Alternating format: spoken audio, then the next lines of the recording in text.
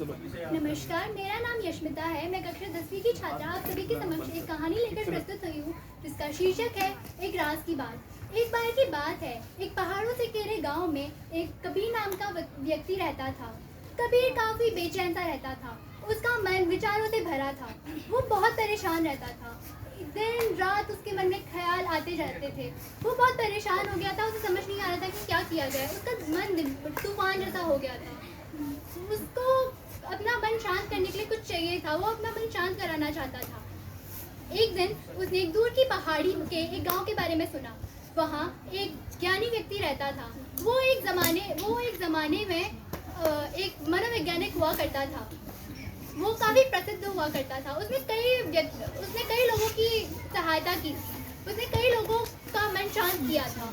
अब ये सब सुन के कबीर के मन में उत्सुकता जागी। उसके मन में आशा की एक किरण जागी। उसे लगा कि अब वो भी ठीक हो सकता है। तो बस उसने निर्णय कर लिया कि अब वो भी इस बूढ़े व्यक्ति से मिलेगा। वो उस गांव के लिए निकल पड़ा। एक लंबी और थका देने वाली यात्रा के बाद कबीर उस गांव में पहुंचा। उस गांव में पहुंचने के बाद उसे एक छोटा सा घर मिला। उस घर के सामने वही बूढ़ा व्यक्ति बैठा हुआ था। वो काफी शांत लग रहा था। उसकी आंखें बंद थी। कबीर उस बूढ़े व्यक्ति के पास गया। उसने उस बूढ़े व्यक्ति को अपनी समस्या बताई। उसने बताया कि वो कैसे हमेशा बेचैन सा रहता है, कैसे वो कहीं पे अपना ध्यान नहीं केंद्रित कर पाता है। उसने बताया कि कैसे वो भूतकाल के लिए हमेशा दुखी और भविष्य काल के लिए हमेशा चिंतित रहता है। वो अपनी समस्या बताता है और कहता है कि कृपया मुझे मेरा मन शांत करने के लिए कोई तरीका बताइए। बूढ़ा व्यक्ति कहता है, ठीक है, तो तुम्हें अपना मन शांत कराना है, मैं तुम्हारी मदद करूंगा। तो मैं तुम्हें एक काम दूंगा, वो तुम्हें करना होगा। तो तुम मेरे पीछे आओ। कबीर कहता है, ठीक है। कबीर उसके पीछे जाता है। वो बूढ़ा व्यक्ति उसे अपने बगीचे में लेके जाता है। वो बगीचे में एक गिलास लेके आता है। वो इस गिलास को पानी से भर देता है।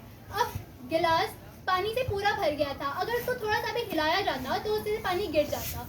तो वो बूढ़ा व्यक्ति उसे वो पानी का गिलास देता है और कहता है कि तुम इसे गांव के किनारे तक का लेके जाओ और याद रखना कि इस गिलास से एक पानी की बूंद भी गिरनी नहीं चाहिए। कबीर की कुछ समझ नहीं आया। उसको कुछ समझ नहीं आया। उसे समझ नहीं आया कि ये मुझे ऐसा क्यों करने को बोल रहा है, पर फिर भी उसने वो बात मानी और वो गया। वो गिलास को पकड़ के जा रहा था। सड़क तो काफी पतली सी थी। लोग आ जा रहे थे, कुत्ते भौंक रहे थे, बच्चे सड़क के किनारे में खेल रहे थे। मगर कबीर का ध्यान उस गिलास में था। उसने एक बूंद भी पानी की गिरने नहीं दी। उसे कुछ सुनाई दिखाई नहीं दे रहा था। उसका ध्यान सिर्फ और सिर्फ गिलास पे था। फिर वो उस बूढ़े व्यक्ति के पास जाता है और कहता है कि मैंने कर दिखाया। मैं उधर जाके आ गया हूँ और इस पानी के गिलास में से एक बूंद भी नहीं गिरी। बूढ़ा व्यक्ति कहता है, अरे वाह, ये तो बहुत अच्छी बात है, मगर मुझे ये बताओ कि क्या तुमने आते जाते लोगों को देखा? क्या तुमने सड़क पे कुत्तों को भौंकते हुए सुना?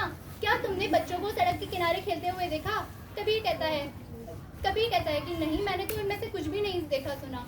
मेरा ध्यान तो सिर्फ गिलास पर था। कबीर के अभी भी कुछ समझ नहीं आ रहा था। फिर बूढ़ा व्यक्ति कहता है, यही है राज की बात।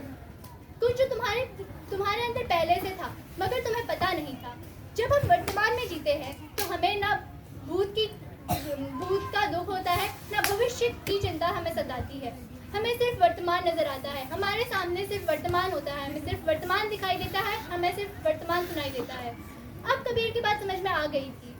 अब कबीर कहता है कि आपकी धन्यवाद, आपने मुझे इतनी बड़ी सीख दी। बस शाम होने को थी। सूरज की आखिरी किरणें धरती पर पड़ती हैं और कबीर अपने घर की ओर निकल पड़ता है। यहीं पे मेरी कहानी खत्म होती है। इस कहानी से हमें ये सीख मिलती है कि शांति तो हमारे अंदर है, बस हमें ज़रूरत है तो वर्तमान में जीने की ज़रूरत है। बस धन्यवाद। आशा करती हूँ कि आप सभी को मेरी कहानी से कुछ सीखने को मिला होगा।